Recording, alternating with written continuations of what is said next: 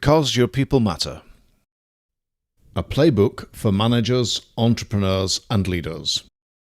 Written and read by John Berry and Sue Berry. First published in hardback edition in December 2018. Second edition published in paperback and ebook in August 2020. Both published by Grosvenor House, Tolworth, UK.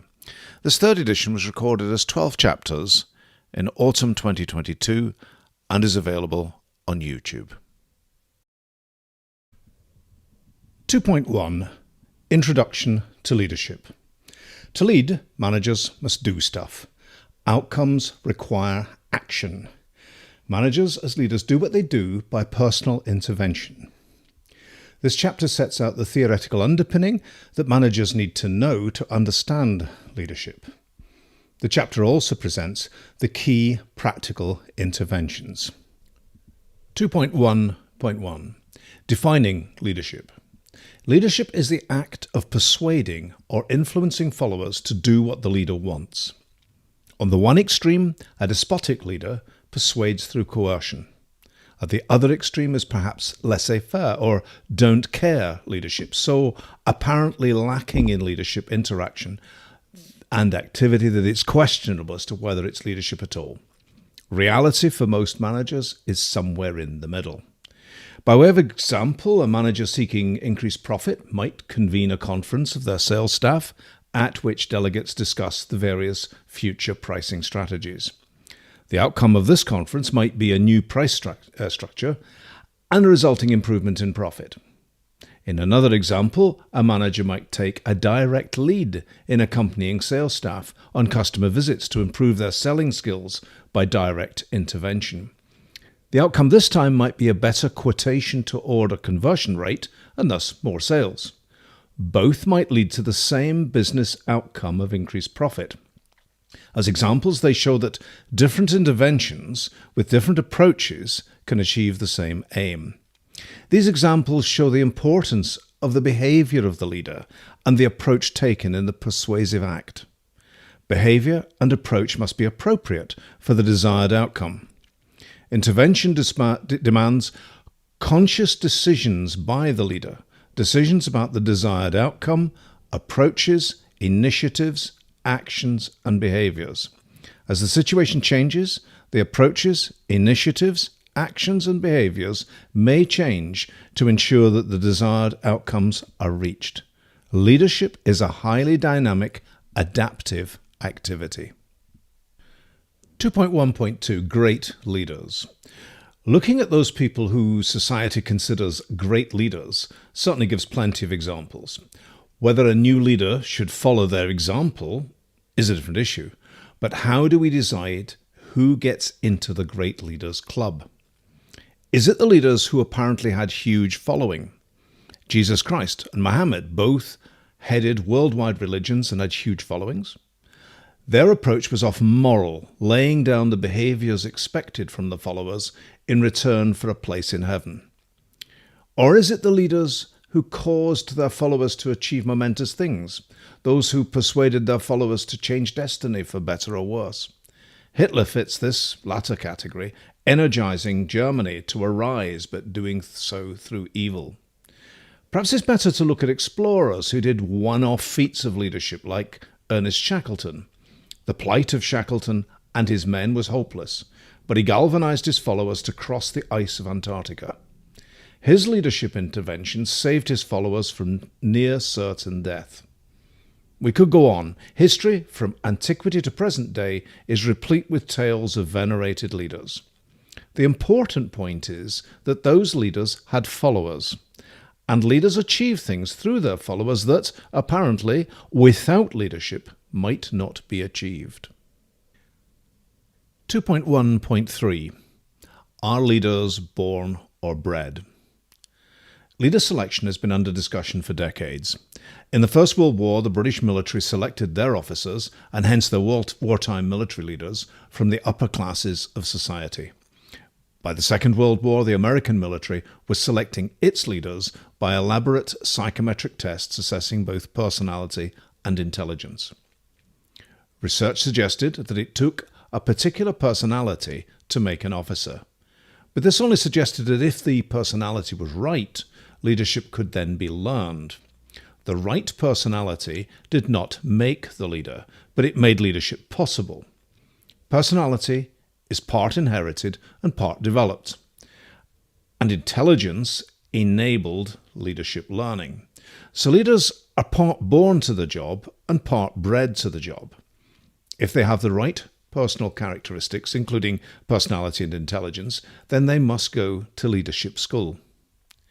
In large firms and government, most leaders are appointed to a role because someone in authority in the firm thought that they had what it would take and had already learned or could learn the trade of leadership.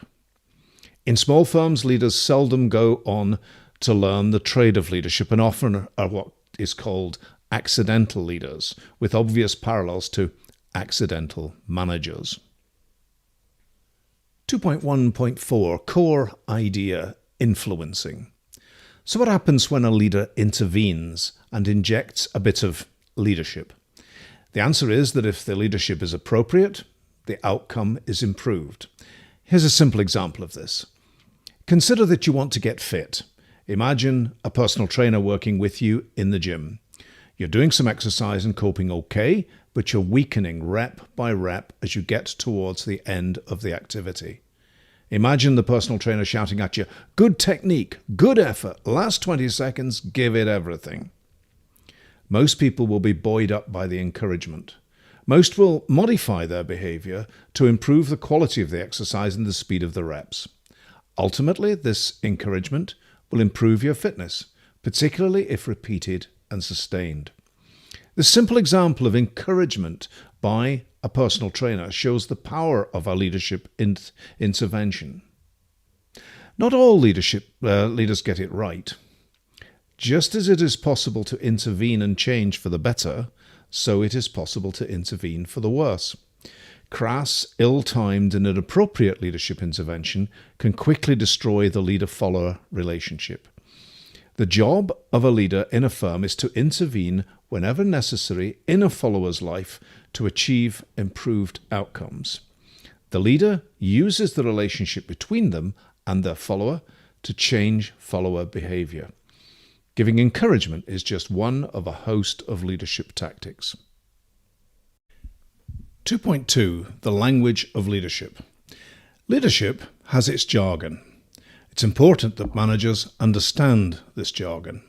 Those unfamiliar with leadership tend also to confuse terms. The following shows a common vocabulary of leadership, carefully defining each term to mean the same as that used by a broad consensus of leadership writers and academics. 2.2.1 Leader. The leader is the individual appointed or who chooses to influence others to carry out or change the way they carry out a particular task. Those others are identified as followers. 2.2.2 Follower. A follower is a person who chooses for some reason to be persuaded by a leader to do that leader's bidding or to change what they would do in favor of what's wanted by the leader. 2.2.3 Leadership. Leadership is the presence of persuasion by a leader on a follower. The follower then takes action that they would not otherwise take without the persuasion. 2.2.4 Team or Group. Often leaders lead teams. A team is a group of people, each of whom builds a dyadic or one-to-one relationship with a leader. People may be members of many teams, each with a different leader. Teams and their leaders may have different membership and aims.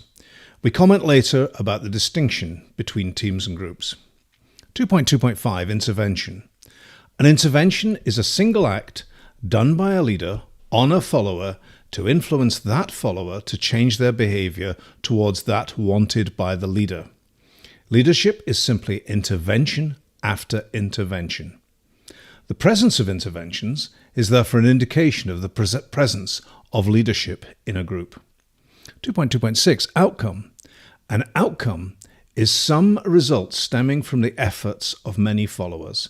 Typically, this will be an improvement in some valued key performance indicators such as turnover, profit, productivity, quality, or safety. 2.3. The nature of leadership. To be able to lead, managers must be able to understand the systems of leadership. Unfortunately, we can't physically touch the leadership scenario with its leaders and followers doing the leading and being led. It's abstract, it's conceptual, it's in the minds of the participants. But we can treat it as a black box or series of black boxes describing the various concepts. Black boxes are systems and system elements that are closed to us.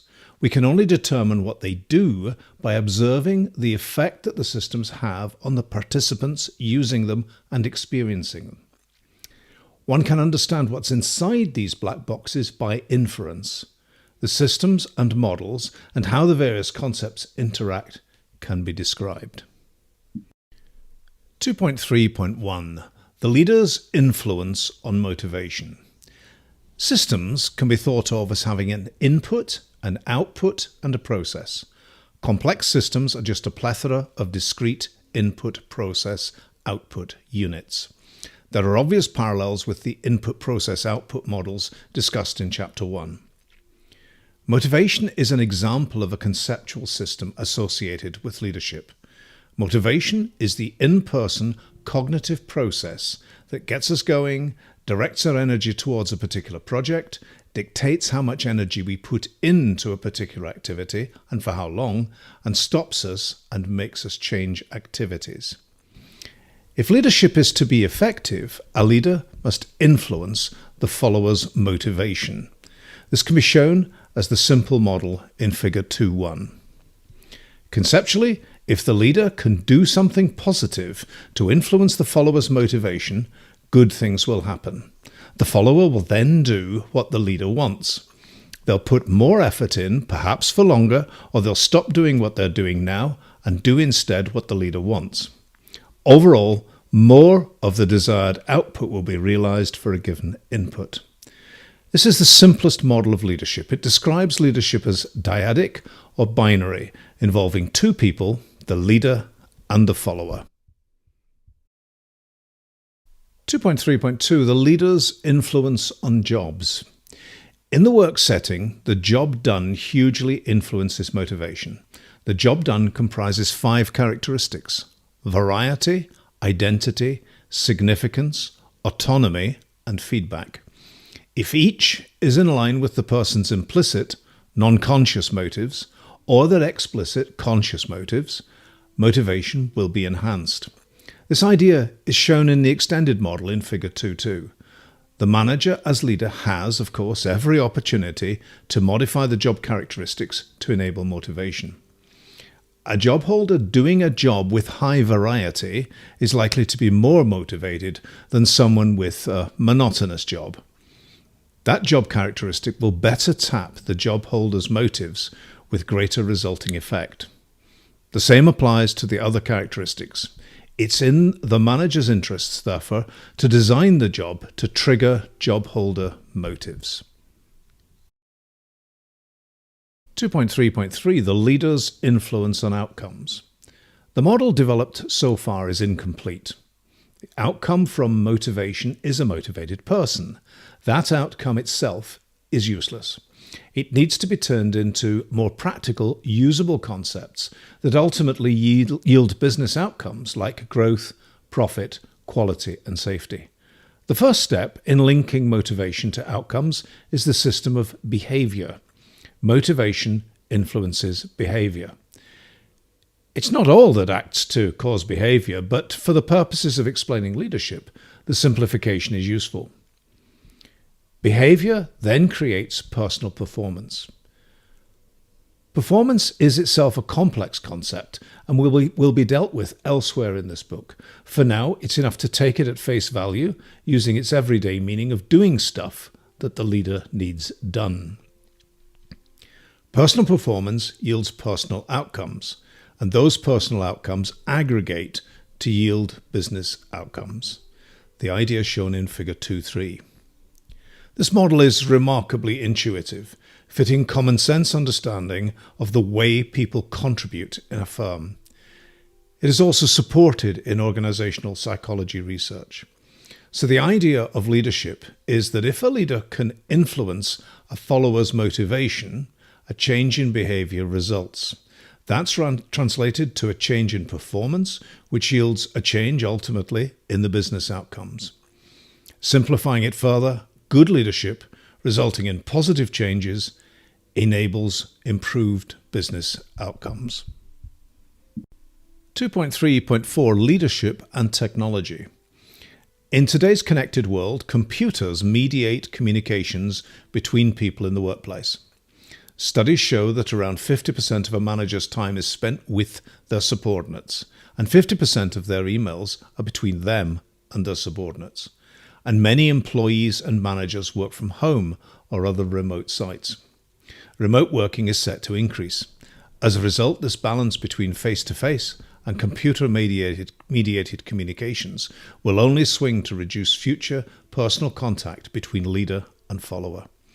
So leadership is enabled and in some senses hampered by electronic communications in today's workplace, and its effect will be exacerbated in years to come. Communications between humans is part expressed, verbal or written, and part non-verbal, transmitted and received in gestures and postures. Some commentators put the latter at 80% of meaningful communication. This means that a leader's ability to influence is potentially reduced by physical displacement between them and their followers, and constrained by the function of the communications medium.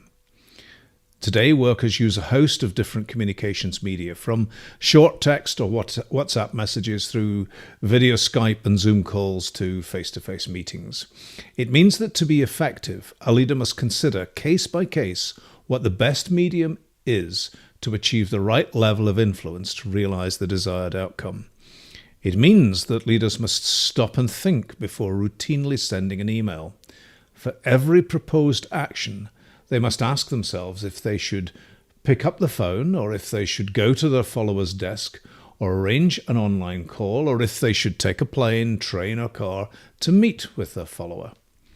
Leadership will fail if influence is constrained by the communications medium. 2.3.5 Nature of contracts. The relationship between manager and worker is shifting. Of the 32 million workers in the UK, only about 3/4 are employees of a firm or the government. The other quarter are self-employed and under a supplier contract of one sort or another. The shift towards self-employment or freelancing is set to increase. This shift suggests that most managers will gather round them a mix of employees, workers and suppliers, and the expectations of each worker type are very different. As a result, the leader's ability to create followership in these worker types differs. Employees expect their manager to invest in them for the long term. Suppliers take a much shorter term view. They could have their contract terminated tomorrow. Theirs is a more economic relationship, an exchange of labour for money, whereby the manager and contractor respect one another, but understand it's not a leader-follower relationship. The nature of the contractual foundation that underpins the leadership relationship fundamentally enables or constrains the leadership possible. 2.3.6 Necessary self-efficacy. Leadership self-efficacy is the leader's belief about their competence in leadership. Leadership self-efficacy is their belief that they can produce the necessary levels of personal performance to influence their followers, and that those followers will in turn do what's wanted. Put simply, if the manager has high self-efficacy, they are likely to actively engage with their followers and with the tools of leadership. They will see the leadership challenges as opportunities. They will likely go on to encourage and influence their followers to achieve great things by trying and adjusting their leadership activities.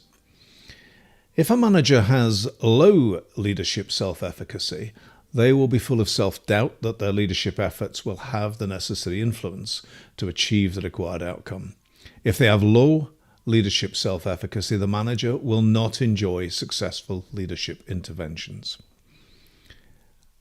Undoubtedly, the best way to build a sense of leadership efficacy is through mastery of the science of leadership, followed by experience of leadership resulting in both successful and unsuccessful outcomes. As with most development, success builds self-efficacy, while failure allows reflection.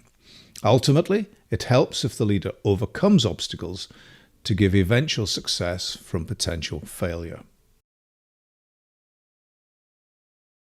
2.4. Leadership theory.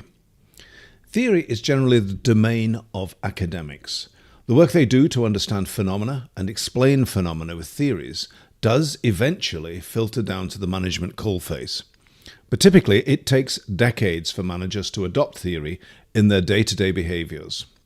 Managers do need to embrace theory and to reduce the time from emergence of new thinking to employed practice. 2.4.1. The Dyadic theory of leadership. Under the Dyadic theory of leadership, the leader and the follower are said to have a one-to-one relationship in which the leader can influence the follower.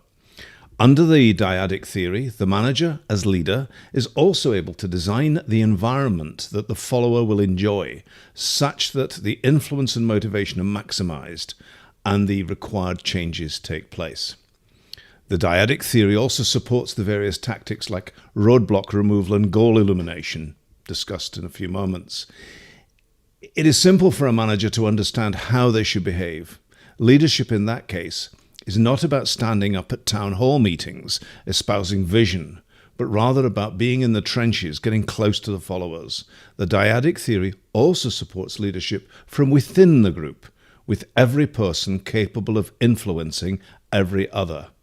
Leadership is never just top-down. 2.4.2. Roadblock removal. Often the leader is in a superior position within the organization. Often the leader will have a more extensive social network and will be able to reach out to colleague managers for assistance. Followers often find difficulty in completing projects. Their motivation is sapped by colleagues who perhaps should contribute and support, but don't. Often that refusal to assist stems from organizational politics and policies. Leaders can use their superior positions to influence peers and other followers to gain the assistance needed. They can remove the roadblocks. Applying this to the leadership model in Figure 2.3, the intervention by the leader recovers the follower's motivation. It perhaps also allows enhanced motivation, allowing the follower to remake the link between the job and their behavior. This tactic can be assessed for its effect by counting the instances and the size of the roadblock removal and the effects these interventions had. It has a particular place in transformational and professional approaches. 2.4.3. Goal illumination. Remarkably, people are eager to strive for the completion of goals. Humans are wired that way. Working towards goals is a source of motivation. Research shows that the more a leader illuminates an agreed goal and the associated path towards that goal, the greater the result in a follower's behavior and performance. It's neatly summed up in the common adage that says, when you're up to your backside in alligators, it's difficult to remember that the original aim was to drain the swamp. The leader can continually remind the followers of the aim to drain the swamp.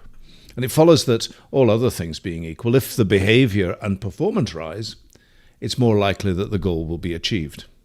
This relies on the leader having a very clear view of the goals and that they have agreed the goals with the followers. It also relies on the leader having the technical skills and knowledge to identify the path which, if followed, will lead to a positive outcome.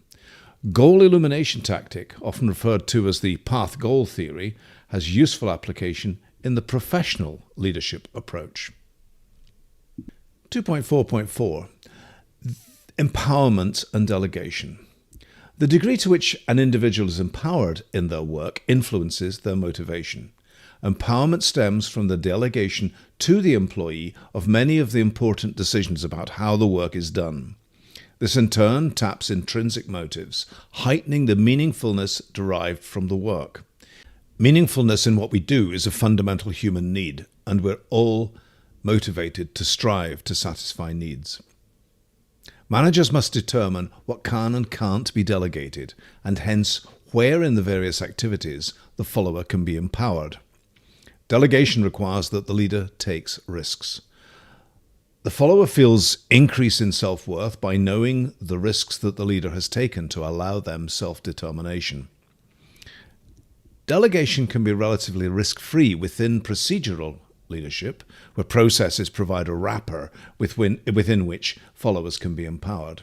And delegation is expected by followers under the professional leadership, where empowerment is just part of the job. 2.4.5 Participation. Participation has two aspects. The first is the effects on followers of leaders in the trenches working with the troops. This allows the leader to show that they are authentic and to practice impression management. The second aspect is to allow decision sharing. Authentic leadership is a whole subject on its own, posing the question, how authentic should a leader be? It poses the sub-question about who or what the leader should be authentic to.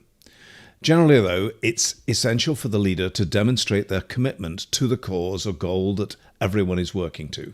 Impression management is the idea that there is benefit in the follower building a generally favorable impression of the leader. Impressions are managed by the leader by saying and doing things that the followers admire. Once followers admire the leader, other tactics become easier. There are many benefits of decision sharing. Decision quality is often increased since innovation coming from collective work methods can be embedded in decision making. And once made, decisions are often more readily accepted by the followers. Follower development can also be built into the decision process, thereby increasing follower skill and knowledge. Participation requires that the leader is technically competent. Participation is found to positively influence follower motivation. Participative tactics are particularly relevant in transactional leadership because participation allows exchange of services. Impression management is relevant in transformational leadership. 2.5 Leadership in Practice. If managers are to understand and practice good leadership, they need tools.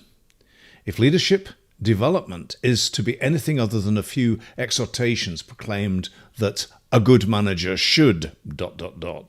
managers must have ways of thinking which enable good leadership, and most important tools center on the use of feedback to continually modify action in pursuit of improvement in outcome. 2.5.1 Doing leadership. No manager knows exactly what to do and when to do it to effect positive influence on the performance of a follower. Every scenario is different. There is therefore no best practice. There's no rule book. There is no lookup table of effects and corresponding actions.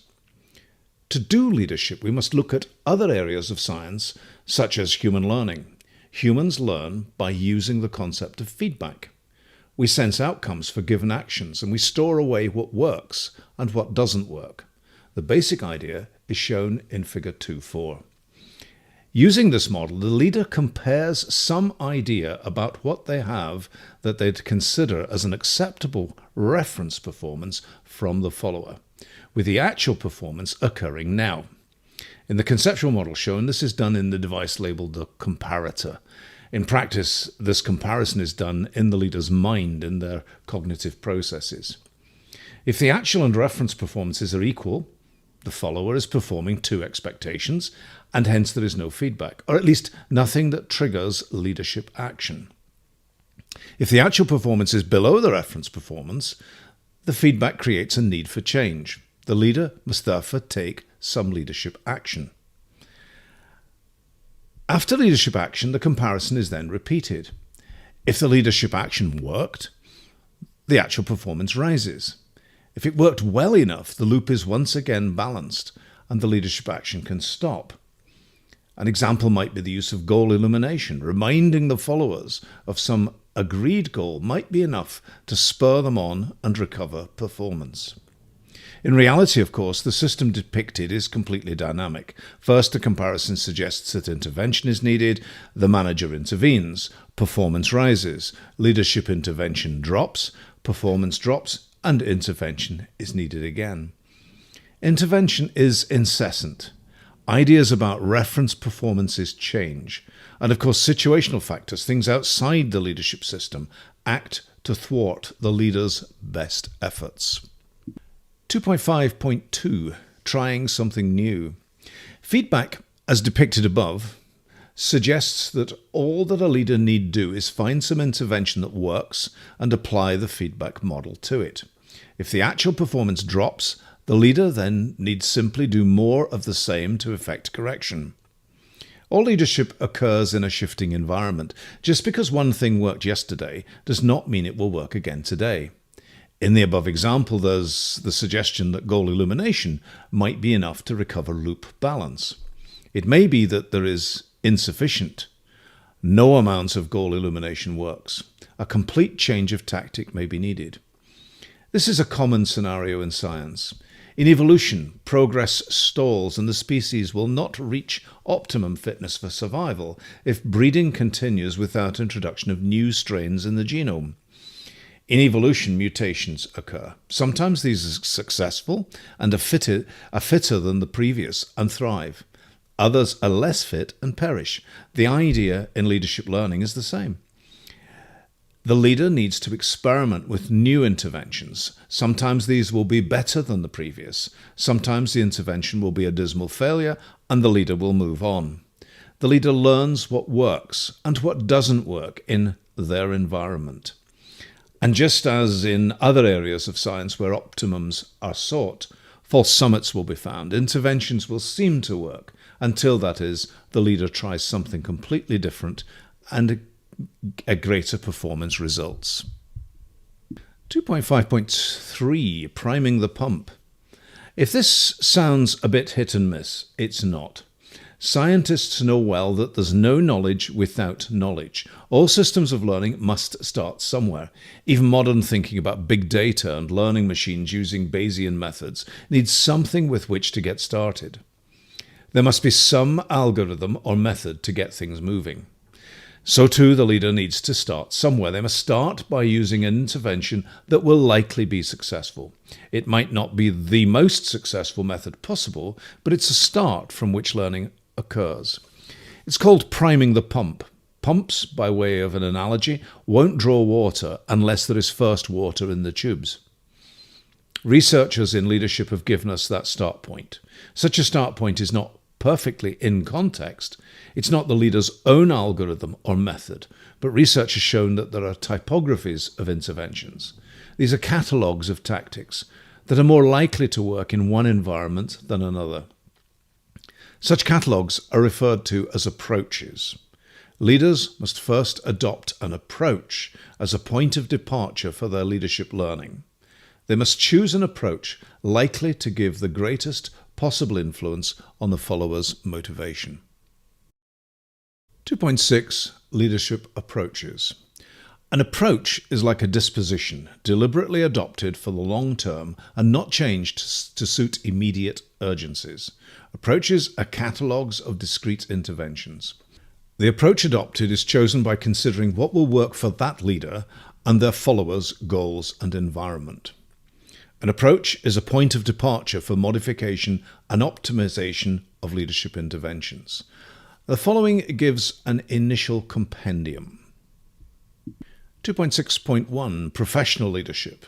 There are many who embark on a career and see their employer and its various leaders as vehicles supporting that career, rather than to support lifestyle and family. Such individuals generally have high growth needs.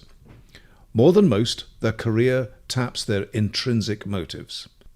So long as the quality of experiences is in tune with their expectations, they'll take suggestion for new projects, they'll strive for goals developed within the project, and they'll work hard to succeed. Provided that the experiences they get from work satisfy their needs for growth, they'll be happy and motivated. One could be mistaken for assuming that leadership has no place in helping such a professional to be further motivated. From this description, they seem to be motivated enough just from engaging with their career. But just like everybody else, motivation is what gets them going and causes them to choose what they do, how much effort to expend, and when to stop. Arguably, such people need more leadership to have them do what the firm needs them to do, rather than just doing what they fancy. Such professionals don't respond much to charisma or transaction. They likely consider themselves peers of the leader. It's unlikely that the leader can give them much that they haven't already got just by doing what they do. So leaders must take a different approach. Professional leadership demands that the leader is also a professional of the same discipline, or that at least they have significant technical skills that the follower will value. When adopting this approach, the leader uses opportunities brought by the work to engage directly with the follower.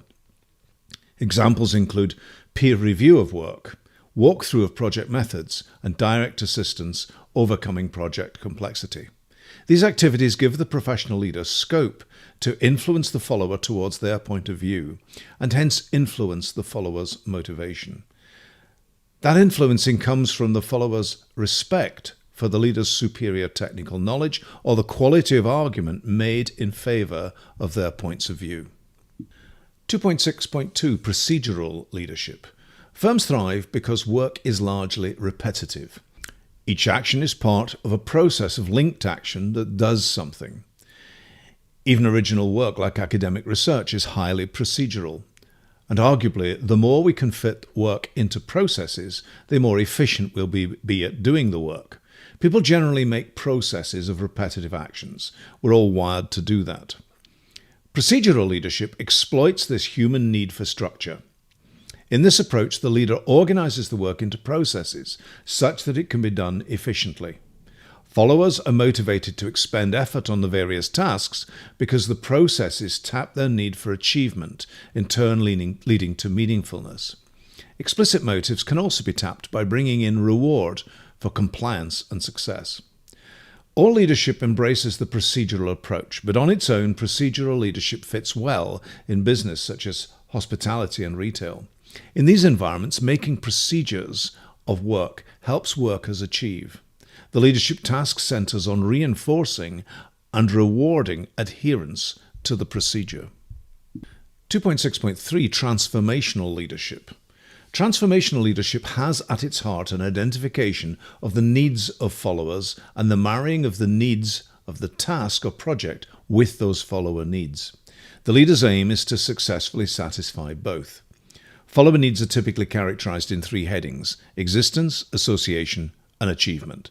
The transformational leader harnesses the power that comes from being the manager, able to satisfy those needs in their followers. To tap this power, the leader might develop a clear and appealing vision of success that they desire in a project. This can then be extended to suggest that all those followers who are part of this success will enjoy needs satisfaction, promotion, heightened self-worth, and being associated with the winning team. All that's needed then is for the transformational leader to develop the vision and how they see it being achieved. The leader must then communicate the messages through symbolic speeches and actions.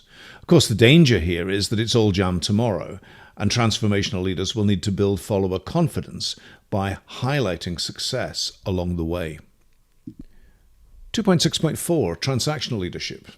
The essence of transactional leadership is that the leader and follower exchange things of value. The leader wants to influence the follower to change activities, put more effort in, or the like. The follower needs something from the leader, such as perhaps flexibility in hours or duties. If the leader gives that flexibility, this obligates the follower to respond in kind. Transactional leadership makes use of social exchange theory. Social exchange theory proposes that people naturally exchange things of value throughout their lives. Even a smile can be exchanged. And certainly the leader's attention is a valuable commodity ripe for use in gaining some change in motivation. There are myriad services that might be exchanged.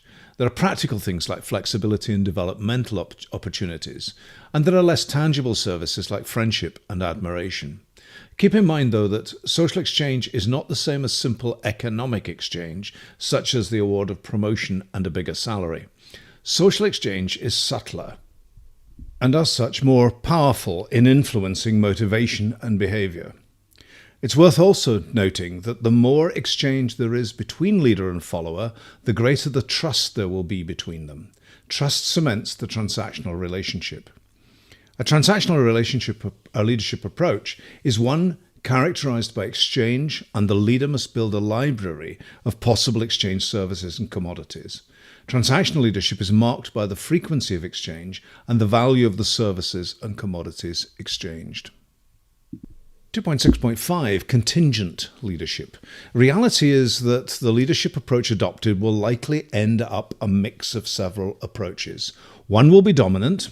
Those leading professionals will likely turn mainly to the professional approach, whilst those attempting major change in an organization might adopt a transformational approach.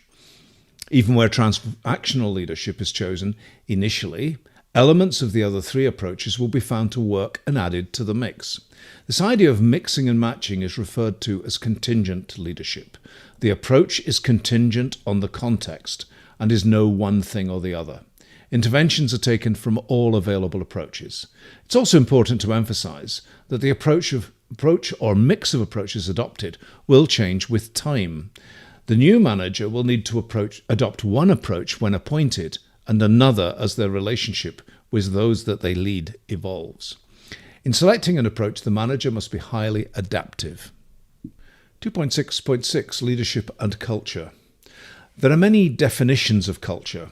One useful definition suggests that it's the sum of the learned behavior of a group of people that, through social transmission, becomes tradition. It becomes the way we do things around here. The people share a common skill, knowledge, values, attitudes, beliefs, and motives. So culture is visible through the behavior of each team or group.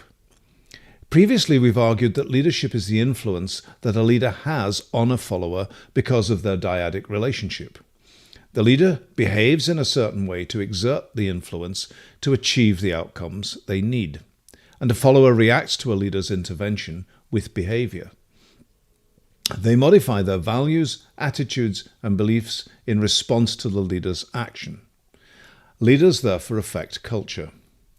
Culture also exists without leadership. The team or group exhibits a culture built from the sum of all social transmissions from their home lives and across the organization. So we can see that culture comes about in part through the efforts of the leader, in part through the sum of the collective responses to that leader's action, and in part from all other cultural influences.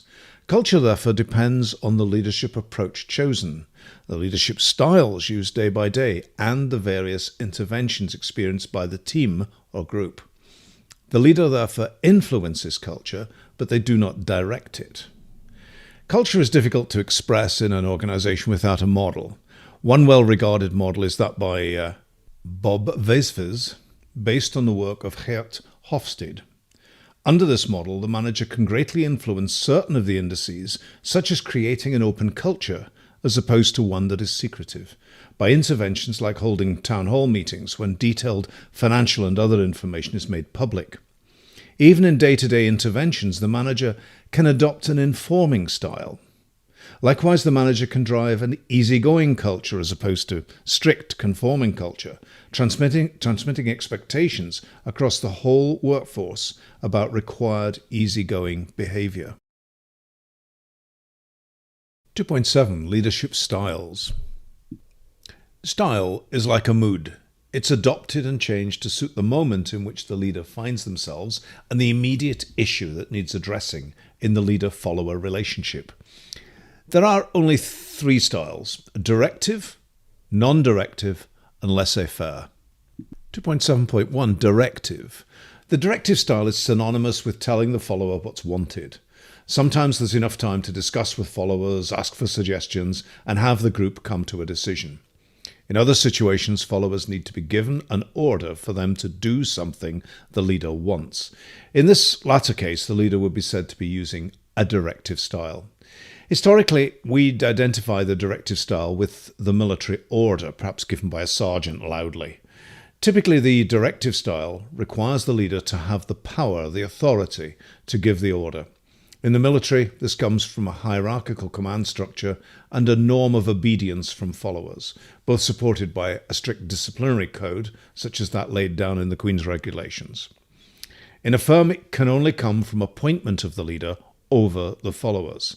Followers generally dislike being told what to do, and therefore the directive style should be used sparingly and reserved for management situations where a tell method will succeed better than others. 2.7.2 Non-Directive. Back in 1966, the Boy Scout Association, now the Scouts, published its Chief Scouts Advance Party Report to create the Venture Scouts section for boys and later girls between the ages of 16 and 20. Any parent bringing up young people of this age range knows the difficulties of balancing direction with a lighter touch leadership. Such leadership must permit the young people to explore, discuss, and make decisions while still under influence of the leader's hidden hand. Those conceiving the Venture Scout section back then got it right. The predominant leadership style to be used was non-directive, and the Venture Scout leaders were trained to adopt this style. The aim behind the non-directive style is that the leader knows what is wanted, but is disinclined to declare their hand. The leader prefers instead to create discussions such that the required outcome is reached by consensus within the follower group. The followers, the Venture Scouts in that case, would go on to achieve great things in the belief that they did the directing. The mental energy needed in adopting a non-directive style as the predominant style is huge. The leader training and competence needed is also huge because the leader must not only see what's needed, but engineer situations that facilitate a desired, acceptable, or appropriate outcome. Non-directive leadership is the predominant style in management within firms. While staff are remunerated and enter an employment contract, staff volunteer to come to work. No one wants to be told what to do. 2.7.3 Laissez-faire. Laissez-faire leadership describes a state where the appointed leader is disinclined to take any part in motivating the group to perform. Translated from French, laissez-faire literally means leave it be, or in other words, do nothing. This leadership style can be appropriate when the task is well defined by rules or where a leadership intervention would not change the outcome. It can also be effective when a group cohesion is more important than a particular outcome. Group cohesion can be enhanced by letting the group have a free hand in its direction. Laissez-faire and non-directive leadership are often confused. The difference is in the hidden hand of the leader. Under non-directive leadership, the hidden hand is strong but not apparent. In a laissez-faire style, it's non-existent. A movement promoting long-term laissez-faire or leaderless leadership exists, and companies have toyed with it. It has had some support in the technology and software industries, but it's unclear how such apparent leaderless companies fare in the long term beyond the fun of the initial experiment. 2.7.4 Deciding which style to use. Leadership style is like a mood. A mood changes depending on the situation. Leaders must learn to use one style or another depending on the situation at that moment. Once used, the leader must continually evaluate how effective that style is and decide if a change of style might be more effective. As we note, leadership is a highly dynamic activity. 2.8 Alternatives to leadership. We do need to take care that we don't simply assume that leadership, as we've described it above, is the only management tool in the toolkit. Many scenarios are served well by alternatives. 2.8.1 Distributed leadership. Distributed leadership is as it sounds. There is no one leader, rather leadership is distributed to each member of the follower group. In organizations, some teams train so frequently together and with such emotional and technical intensity that they learn to read one another's needs. They react to those needs automatically. The whole group behaves as one. Examples include a well-trained football team, a special forces patrol, or a fishing boat crew. By way of an analogy, anyone viewing murmurations of starlings will understand the idea. Starlings dance in the sky, and many researchers have speculated on the reason. One possible reason is that predators such as peregrine falcons find it hard to target one bird in the middle of a flock of thousands. They gather over their roosting site and perform their aerial acrobatics before they roost for the night. In essence, the starlings work together to behave as one. There is no leader, and the leadership of the flock is distributed. Distributed leadership is useful when the team members are peers, but this is seldom so in a company. Generally, in a company, there's a hierarchy, and there's the idea of abstraction, with senior managers developing strategies for junior members to operationalize. 2.8.2 Self-managed teams. Self-managed teams is an interesting idea that some firms experiment with. Unlike distributed leadership, where the team knows the needs of the members and acts as one, self-managed teams require each member to take the lead of the whole activity when they are the most competent. The accountant takes the lead when it's about accounting. The salesperson would lead on sales, and so on. In principle, it is perhaps utopia. And hence, of course, it's an interesting notion for attracting employees to work in the business. Until, that is, there's a disagreement. And most leadership must operate in conditions of ambiguity and across disciplines. Most leadership requires managers to give coherent visions and manage those disagreements. Self-management is often referred to as democratic leadership. Each team member has an equal opportunity to lead, and their leadership has equal weight. This type of leadership takes the structure in Figure 2.5 to the limit, removing the managing director and linking each member in a many-to-many or even all-to-all matrix. To be effective, self-managed teams require each member to be highly competent, both technically and in leadership itself. And since democracy takes time, self-managed teams are inefficient. For these reasons, it's seldom a practical form found in organizations. 2.9 Leadership and Management. 2.9.1 The Leader in Context. Organizations today comprise managers, managing workers, organized in some structure. The structures are manifold, although two popular styles prevail: the hierarchy and the matrix. The hierarchy is a top-down, one-to-many arrangement, whereas the matrix is a top-down and side-in, few-to-many structure. These are structures that are likely to reflect how leadership works in those firms. 2.9.2 Reporting Structures and Numbers. It's clear from discussion so far that there are two players, the leader and the follower. They are in a relationship, a dyadic or binary relationship. A firm is just a plurality of dyadic relationships that link leaders with their followers. Describing the leader-follower relationship as dyadic implies that the leader must have a close relationship with each follower. In a small firm of, say, 20 people, that's simple to imagine. As the firm gets bigger, others must deputize for the leader. The leader must work by communicating their relationship through others. So how does this work? Take a familiar organization structure.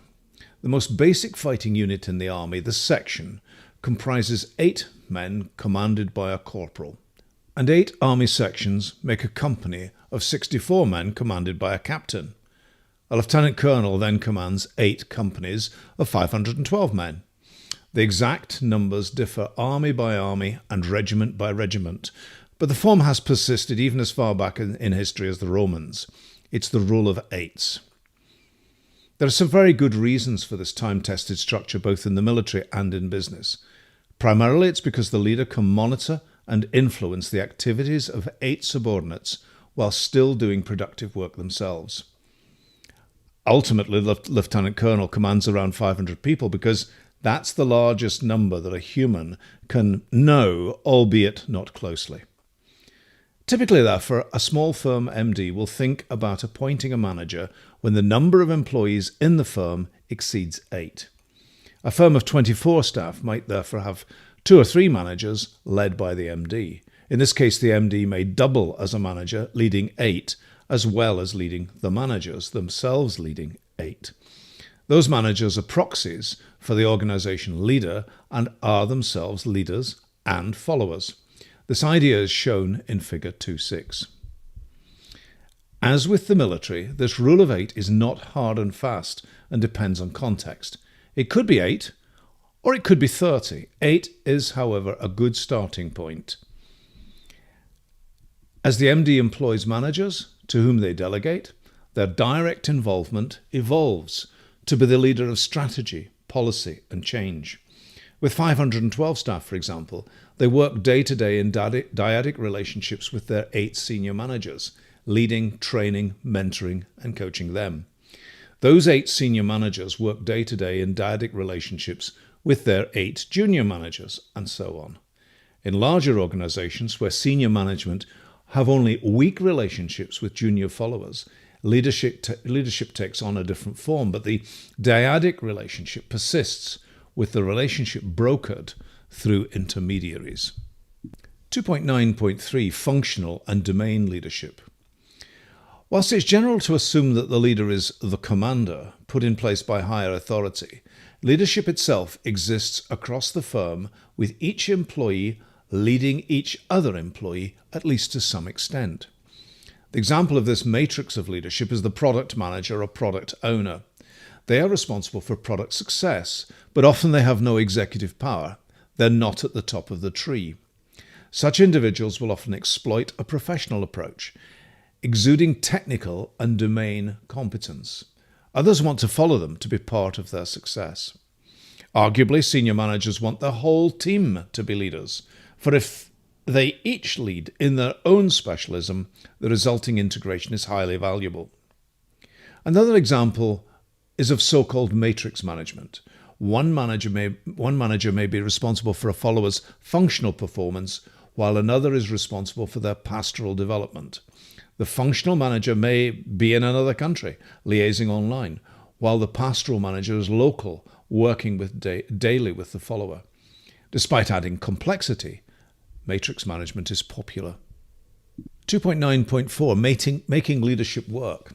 Leaders start by having a set of plans and initiatives with which to engage with their followers. Plans and initiatives coupled with the environment of the business and the characteristics of the follower give the context of leadership in which the leader must act. That context will likely suggest a leadership approach. The leader must spend time to understand the context, adjusting the approach to fit as the context and leaders' understanding shifts. Once the approach is mature and the plans and initiatives are in place, it's time to start the leadership machine. At the heart of the machine is the desired performance from the group or firm. Performance takes effort to quantify. The leader must have a clear idea of the performance that they expect from each follower. Generally, this flows from a corporate objective setting activity that culminates in personal objectives for all. Given plans and initiatives and the required performance, the leader starts work. If performance is achieved, no leadership intervention is needed. But if it's felt that the machine will fail to achieve performance without intervention, the leader must act. And so the machine grinds on with a combination of sensing, assessment of performance and outcomes, and intervention after intervention until it's time to refresh the organization aims. Then the machine resets and it all begins again. 2.9.5 Effective team building. There's much published about team building and we won't repeat it here. It is, however, worth illustrating how team building might work such that leadership as we defined it here will be effective. The essence of team building is to set up a group where each group member brings personal characteristics to the group to contribute to a team capability. That done, the leader must build a dyadic relationship with each team member and encourage dyadic relationships between the team members where needed. This is shown diagrammatically in Figure 2.5 for a small software engineering company. Here the primary influences shown are the managing director, the product manager, and the release engineer. The direction of influence is in the direction of the arrow from influencer to influenced, leader to follower. Others take the lead in their own specialisms from time to time. A diagram showing all leadership in the firm would be complex. 2.9.6 Leading virtual teams. Virtual teams participating over Zoom or another of the many online meeting platforms are now commonplace. Managers and staff are often dispersed geographically, and so leadership is made more complex. But that's not to say it's impossible or even difficult.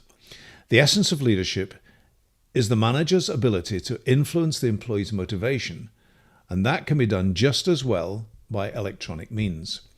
It does, however, mean that the manager as leader must be more deliberate in setting up plans and initiatives and reviews of performance. Accidental meetings by the water cooler are rare, and it needs deliberate action to replace those with the electronic equivalent. This point is significant.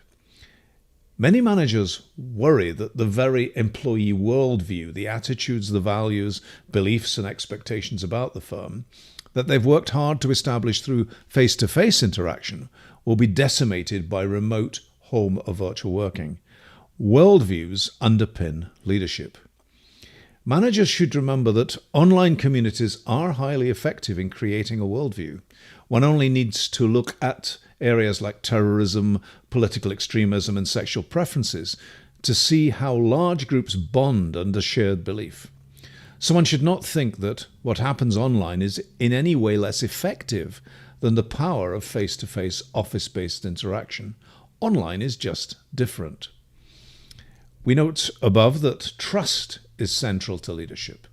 Leaders of virtual teams must build that trust through actions, engaging in exchange to build the feeling in the followers that the leader will do what they say they will. In summary, leadership of virtual teams requires managers as leaders to think more about their leadership, how their leadership will work to achieve the outcomes. They'll need to put more energy into the machine and be more deliberate in the choice of approach and style. 2.9.7, where managers fail at leadership. Management requires action, so managers must not dither or delay. Leadership requires a delicate balance. The leader must influence with compassion and understanding to achieve the required outcomes. Here are 3 common mistakes leaders make. First, the leader is too detached. Many coaches and other advisors suggest that the manager should work on the company, not in the company. This is often interpreted as a need for managers to detach themselves from their teams. The benefit of detachment is objectivity. The disbenefit is that the manager ceases to have the necessary understanding and the ability to influence. They cease to be able to lead. Being a leader requires engagement, and the required objectivity is a state of mind rather than any idea of distance between them and their followers. Second, leader is too close. Effective leadership requires the ability to influence followers. Influencing requires proximity, getting close and personal. But this proximity must not extend to emotional involvement such that the manager shies away from difficult and emotion-laden decisions. Managers should recall that emotion obeys laws, and they need to learn the appropriate repertoire of emotional responses to allow closeness without loss of objectivity. And finally, managers don't adequately adjust to online working. Managers must acknowledge the inevitable weakness of online, remote, home or virtual working. Non-verbal cues are substantially absent in remote leadership. Information projected from all parties is substantially targeted. Some would say curated. It's what individuals want to convey to others in the group. Unless designed into the medium, no one just chats online. Unless the medium facilitates it, incidental information exchange is missing. There's no overheard discussion, no dialogue that triggers thoughts, and no conveyed expected behaviors like dress. Managers must select the online communications channels carefully to include appropriate information exchange. 2.10, Leader-Manager Development. The reality is that few firms select managers to be leaders, and few firms develop managers to lead once appointed. These 2 points alone lead to generally poor leadership in firms. Most leaders are accidental. They're appointed because they were there at the right place at the right time. As a result, the strength of followership in organizations is low, and few staff believe that they work for a great firm with great leaders. Most, as a result, report that they are substantially uncommitted to their employer and only weakly engaged with their job. It's not a good picture, and it gets worse. Firms don't appoint managers for their excellence at leadership. Most boards are enamoured by the alpha wolf, the narcissist who uses coercion and bullying to get their way. Television programs like The Apprentice and Dragon's Den don't help. Boards tend to be happier placing their trust in someone who is hugely self-confident, forceful, and clear about their direction. A person who was empathic and accommodating of others would do less well in an interview for a senior post, and yet they would likely be a better leader. Many studies have also shown that women make better leaders than men, and yet few women make it to senior positions. Setting aside that women often take out time for child rearing and hence slip in seniority, boards are less likely to appoint a woman. The reason is that women are considered less likely to exhibit alpha tendencies. This disinclination to select women suggests generally flawed leadership selection processes. If businesses are to enjoy greater long-term success, they must look to the long term. This means selecting those who will excel at leadership, and it means developing leaders once appointed. Optimum selection and development are rooted in scientific methods rather than myth and bias. Until science takes over in leadership selection, the UK's firms are generally unlikely to take a leading position in the world stage. So how does one select and develop leaders? 2.10.1 The need for technical competence. We've discussed above that the essence of leadership is a dyadic relationship between leader and follower.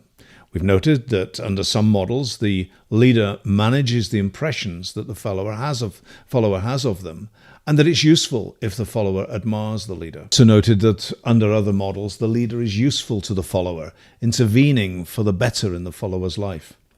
All this leadership is difficult, even impossible, if the leader is not technically competent in the business in which the leader and follower have a shared interest. Of course, we need to define technical competence. For a manager or any team member for that matter to lead, they need to have competence. It could be that in a group of engineers, the marketing manager leads in marketing. They have technical competence in that domain. Likewise in finance, operations, and all the other disciplines. There must be a sufficiency of competence. It's not necessary for the leader to be an expert. It's just enough that they have high competence in the full breadth of their domain. All leaders should be technically competent and engage in continuous professional development in their chosen career and domain. Later we discuss how managers become managers, and within this we'll include further discussion about the manager as leader. 2.10.2 Personality of a leader. Leader personality is important. If certain personality extremes are evident, it's likely that the leader will struggle to influence his or her followers. Here are some examples. Leadership requires that leaders interact with followers to exert influence. For leadership success, in this case, leaders must be extroversive. Extroversive people like and seek out social interaction. Someone who is more introversive, preferring their own company, is likely to do less well. Similarly, a leader who is highly anxious is likely to transmit this to his or her followers, and a leader who is not open to new ideas will naturally use tell techniques, potentially preventing adoption of other useful leadership approaches and styles. There is therefore a personality for every approach and style. Figure 2.7 illustrates the idea with an indication of a generic leadership personality profile. In this case, our leader should exhibit mid-range conscientiousness, towards the high end of agreeableness with a tendency to think about people rather than themselves, towards the lower end of anxiety, and towards the upper end of both openness to new ideas and extroversion. This idea that there is a link between personality and the likely success as a leader suggests that leaders should be selected for their personality. 2.10.3 Intelligence of a leader. Leadership is about making argument that persuades followers to do the leader's bidding. Making forceful argument needs high verbal, numeric, and abstract reasoning ability. Those three forms of reasoning make up what psychologists call general mental ability. intelligence to the layperson. There's no denying that leaders need to be intelligent. General mental ability can be determined by administering a test on leadership candidates. Intelligence can be selected for in future leaders. 2.10.4 Developing leaders. Given the right personality and intelligence, leadership can be learned. We've illustrated here the skills and knowledge needed. Since leadership involves working with people, it's difficult to learn anything other than the models in the classroom and from books. By far the best way to learn leadership is on the job, supported by appropriate study. But learning is helped by having a mentor, themselves an accomplished leader, who helps interpret feedback. We discuss ideas about how managers become managers in Chapter 12. 2.11 Chapter Summary. Throughout our discussion on leadership, we assume that leadership is a management role. Many authors assume that leadership is what the MD does, while others manage. We do not agree. Leadership is a role that all managers must embrace. Leadership can be thought of on two planes. First, as a one-to-one or dyadic relationship that the manager must build between themselves and each employee. And second, a one-to-many relationship requiring the manager to exhort his or her expectations in the group or firm. The dyadic plane is easier to understand and significantly simpler to make work. We recommend that managers start their leadership there. Dyadic leadership is the foundation of all. Once dyadic relationships are in place, one-to-many or leader-to-group exhorting activities can be added. In effective leadership, the leader intervenes in their followers' lives to persuade them to do what the leader wants. Without leadership intervention, the followers would do something else. There are many ways for the leader to achieve this. At one extreme is coercion. Coercion would be of limited effect in the environment of a firm where employees voluntarily enter an employment contract and can leave on a whim. Toward the other extreme is a host of leadership approaches, and we detail these. Professional leadership requires that the leader is a peer of their followers and a master of their trade. The followers respect the leader and as a result agree to be persuaded. Procedural leadership recognizes that firms have procedures. It's how they do what they do. The procedural leader's job is to build procedure. Procedural leadership embraces reward for compliance with those procedures. Transformational leadership requires the leader to espouse vision of some future promised land. The followers will be persuaded because they believe they will benefit from rewards when the promised land is reached. And transactional leadership exploits exchange theory, where the leader and follower exchange valuable assets. The leader wants the follower to do as they say, while the follower wants flexibility, personal development, or even new experiences. Leaders are often accidental. They are the person in the frame at a particular point in time and are automatically or accidentally appointed. They may or not go on to be an effective leader. On the one hand, leaders are born to the job. They have the right innate personal characteristics like personality and intelligence. On the other, they are bred to the job. Given the right personal characteristics, they can learn the trade. As we intimate elsewhere, reading this book is a good start. We list several failings in leaders, mostly associated with the flawed assumption by many in leadership positions that leadership is obvious. Leadership requires leaders to get close to their followers, such that they can use various leadership tactics to influence them. We outline two such tactics: roadblock removal and goal illumination. The leader's job does not end when the followers agree to do what's wanted. The leader must engage with feedback. They must sense the desired outcomes and determine if those are met. If not, the leader must intervene again and again until their desired goal is met. We discuss the use of feedback in this chapter and in others because it is so hugely important in management. And finally, we refer to online leadership. Before the COVID pandemic, a small but significant number of people worked day-to-day online. Following the drive to work from home, this has now increased. We comment that managers must adjust to leading in this new environment. It can yield good benefits. Leadership is a never-ending machine in which the leader sets goals, selects leadership interventions, acts, monitors the success, and repeats forever.